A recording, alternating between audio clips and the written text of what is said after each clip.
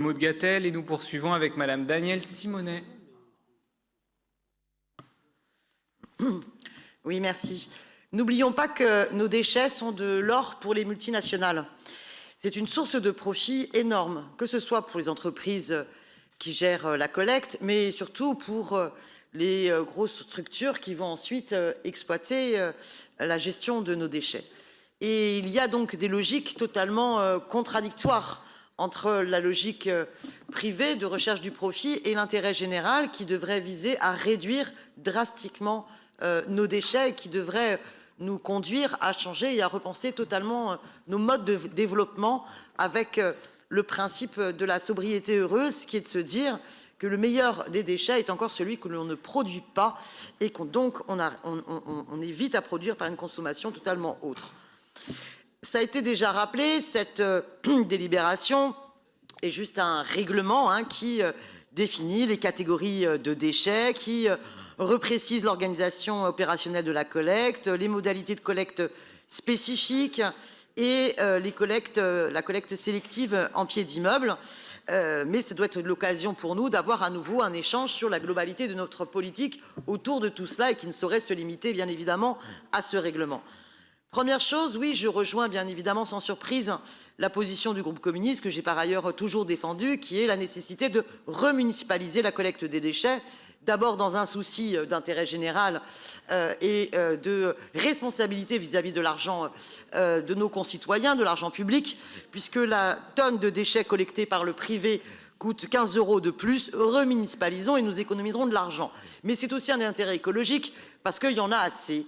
Il y en a assez de voir ces images où finalement on découvre que la collecte par le privé, eh bien, parfois amène des bennes à prendre tranquillement une benne de biodéchets et hop qu'on reverse dans un camion benne finalement réservé à d'autres tris et qu'on ne peut pas demander à nos concitoyens de poursuivre et d'amplifier le tri de leurs déchets si on a ces images, quand bien même ne seraient-elles pas fréquentes, mais si on a ces images, ne serait-ce qu'une fois par an, où on voit que sur le terrain, ça n'est pas respecté. Donc, une remunicipalisation permettrait une bien plus grande rigueur dans le suivi de la gestion du tri de nos déchets. Et ensuite, à l'arrivée, au niveau du SICTOM, on voit bien que si on veut réduire ce qui va à l'incinérateur, il vaut mieux que ce soit une logique publique. On continue on devrait regretter les projets antérieurs du SICTOM de changement des grands fours, alors qu'on doit être dans une logique de réduction. On ne doit pas faire dépendre nos productions d'énergie renouvelables de la production des déchets, alors qu'on doit absolument réduire les déchets.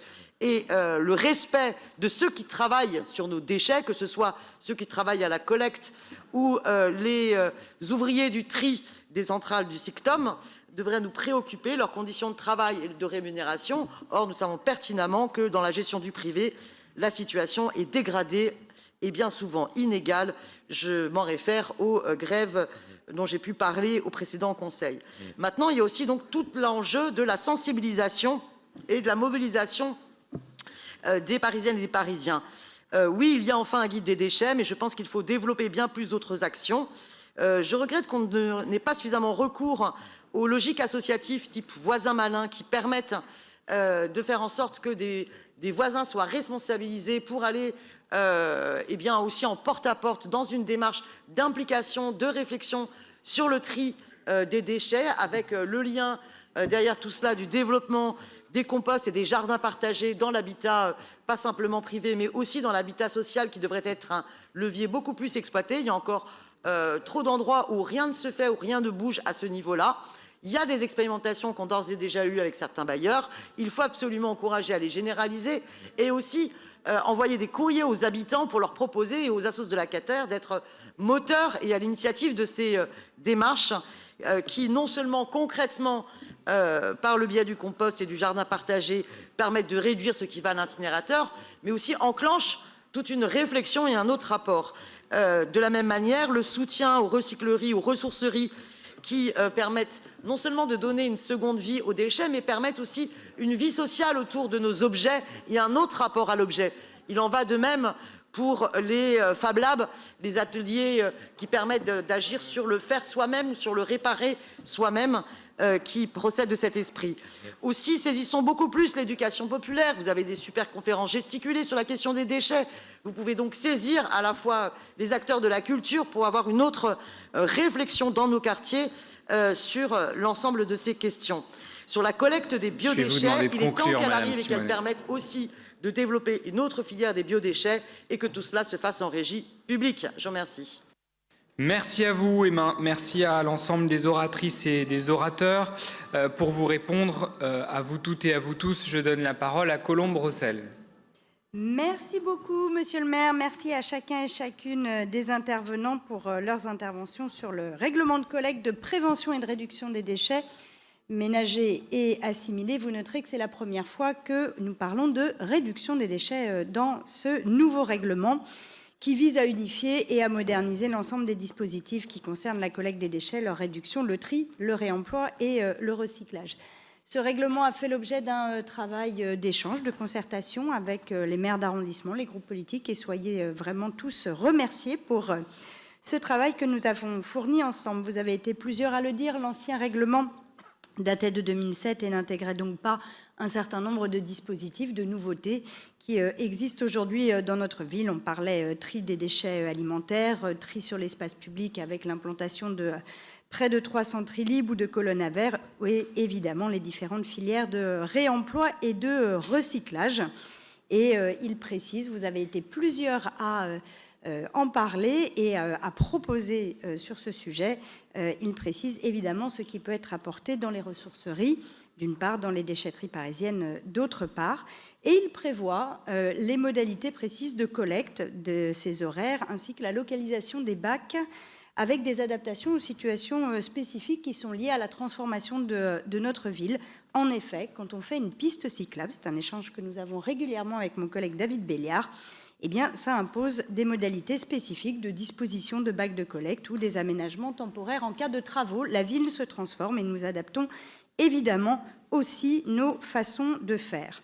Ce règlement inscrit dans le marbre municipal la palette des sanctions encourues au titre du règlement, comme le non-respect des horaires, la mauvaise présentation des bacs, le mélange des différents bacs. Nous avons avancé et travaillé là-dessus. Et puis, il rappelle aussi plus généralement les infractions en lien avec les incivilités du quotidien.